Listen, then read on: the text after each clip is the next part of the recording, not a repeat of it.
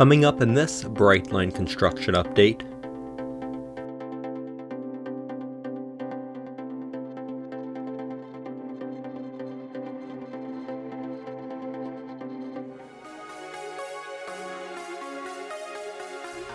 this update provides a look at the progress in Cocoa, Rockledge, and Suntree, Florida, compiled over several days in May and June 2021.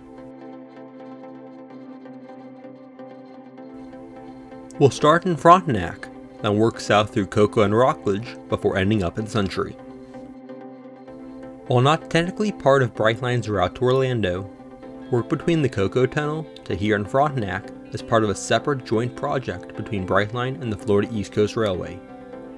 It is double-tracking the 3.5-mile stretch between where Brightline's double-tracking ends and the segment of existing FEC double-track from Port St. John to Titusville begins. Work has only recently begun on clearing the brush in this area.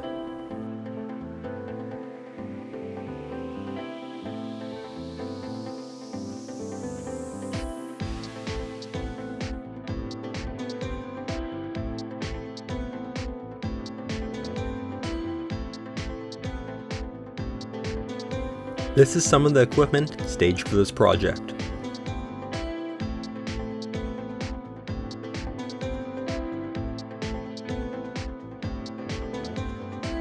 You can see some of the piles of mulch here.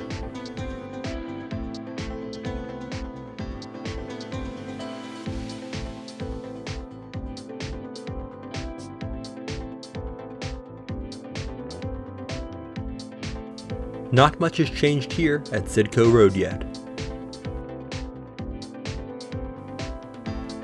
Some of the most visible work completed so far is here along US 1 by the Cocoa Tunnel at City Point. You can see the dirt dug up between the existing track and the sidewalk, which is where the additional track will go.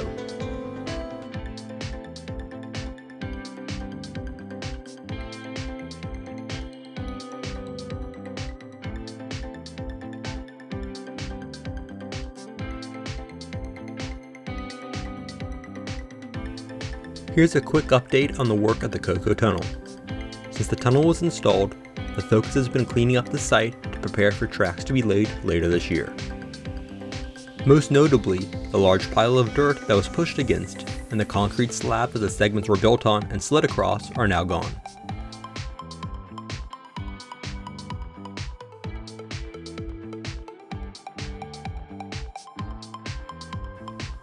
On the other side of the tunnel, the ramp leading to the bridge over Industry Road has started having grass laid along it.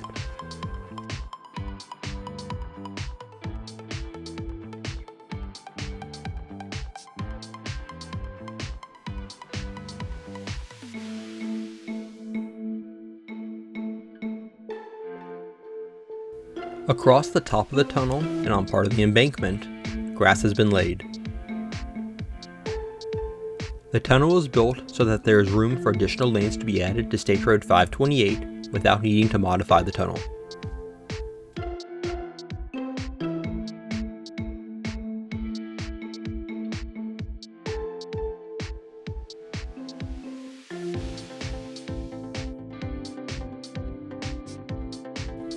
Headed south in the tunnel provides an aerial look at more of the work that is part of the Frontennac Improvement Project.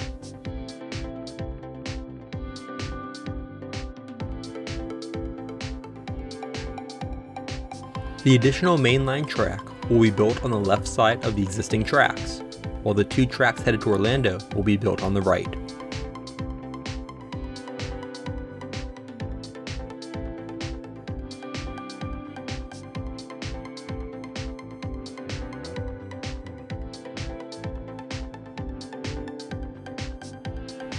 The grading ends at Michigan Avenue, which is where Brightline's Orlando line will diverge from the existing main line.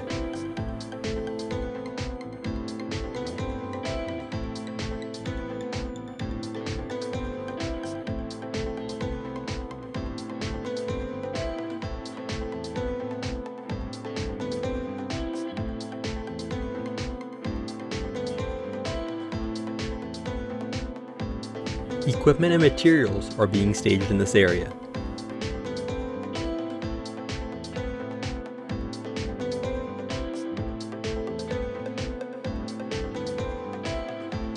When fully built out, this area right here will have 5 tracks, including the Seam Spur.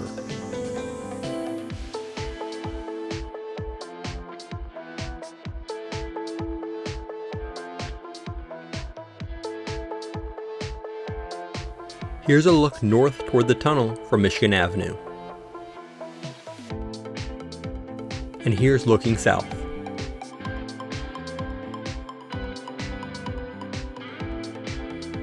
Looking south from Dixon Boulevard at Bird Plaza, where brush is being cleared. Not much has been done here at Highland Drive yet, other than having the rail delivered.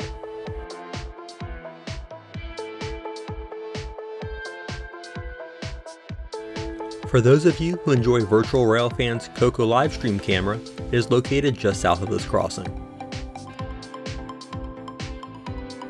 Not much has been done here at Peachtree Street either. New signal cables have started being installed here at Rosa L Jones Drive. Materials are being staged south of the crossing. This building is the Florida East Coast Railway's former Cocoa-Rockledge Station, which was built in the early 1960s as one of the last stations built while they still operated passenger service. It was completed right around the time the lengthy labor strike began. It only saw limited use by the government-mandated strike trains for about 5 years before passenger service was permanently ended in 1968.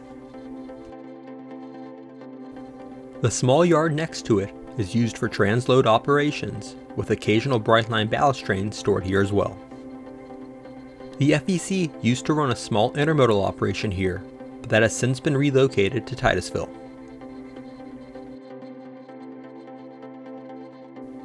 You can see some brush piled up here. Preparations are starting to be made here for the rebuilding of the Barton Boulevard crossing. Track panels have been assembled and are ready to be installed. The Eyster Boulevard crossing here will be the first crossing in the area to be rebuilt.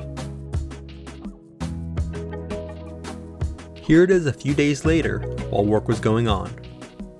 By this point, the additional track panel had been added and the road paved. Crews were now working on relocating and installing the new crossing protection. After a few more days, I just happened to be passing by when I saw the barricades were being removed and the police officer guarding it driving away. I was able to be the first person of the general public to drive across it. Here's a closer look now that it is open.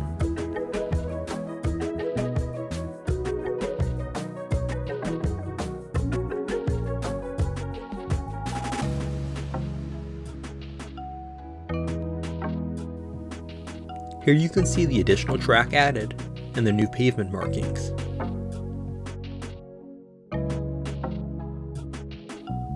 There is still some work to complete here, but is now safe enough to be reopened for traffic. Our next stop is about a mile south at a staging yard crews are using for the project. This is where larger items like heavy equipment and rail vehicles are stored. It is also where ballast trains are loaded from a large pile. This is a pile of wooden ties that will be used for the panel tracks that are installed at the crossings.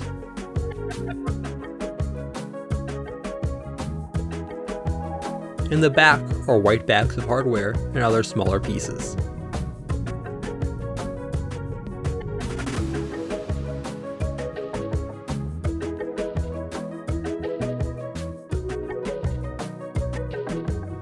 And here is the large ballast pile. It has shrunk considerably since my last visit, when it took up this whole side of the facility.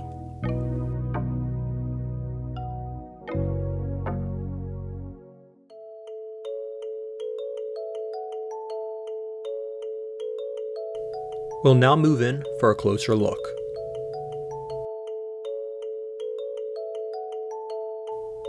One of the Herzog solar hoppers is parked behind the building.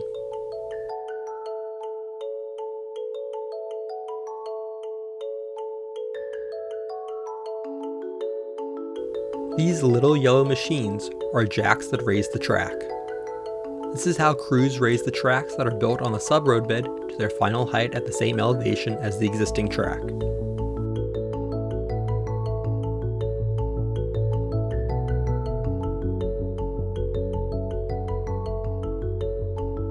The most interesting find here, though, is the stack of unused pickup truck beds that I guess were removed from part of the truck fleet and will probably be reinstalled when the trucks are sold following the completion of this project.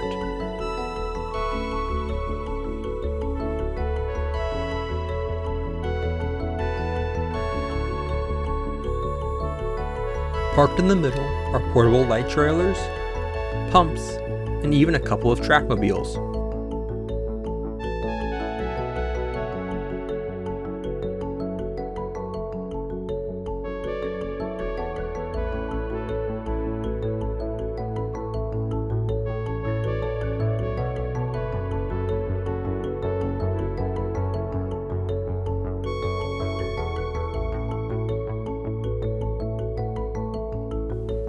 Here's a look at the loaded ballast gondolas.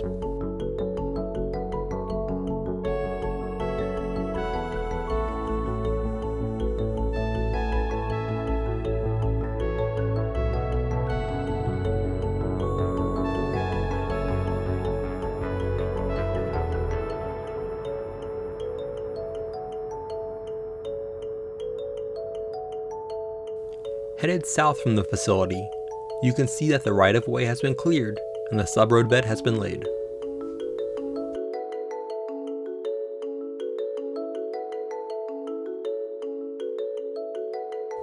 The track leading into the facility will be partially relocated when the second track is added.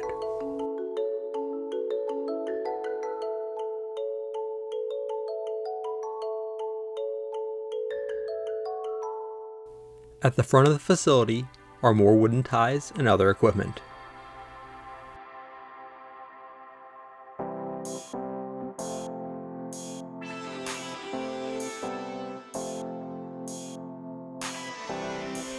Not much work has been done around the curve to the north of the facility.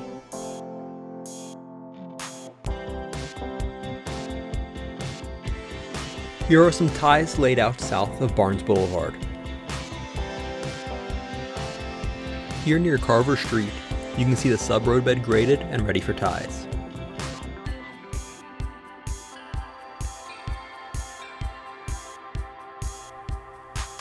Our last stop is here at Central Boulevard. This crossing had been rebuilt back in April, while it was closed for some additional work in early June. One project was building new sidewalks.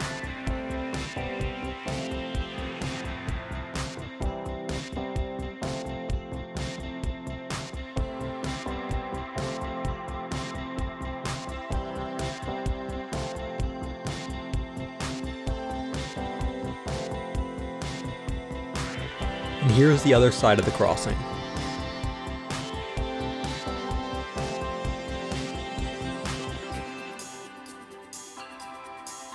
And here's the completed sidewalk a few days later, shortly after it was reopened.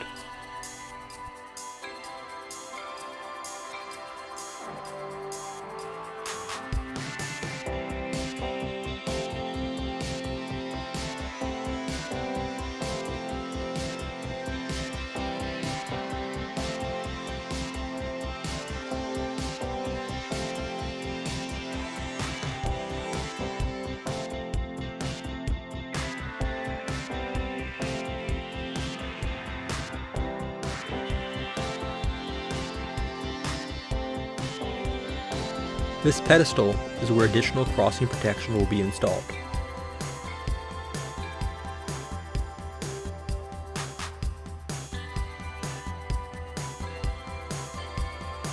And just south of the crossing, here are some ties spread out.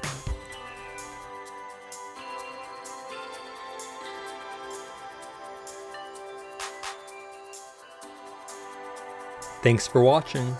Be sure to hit the like button and subscribe. Also check out my social media pages.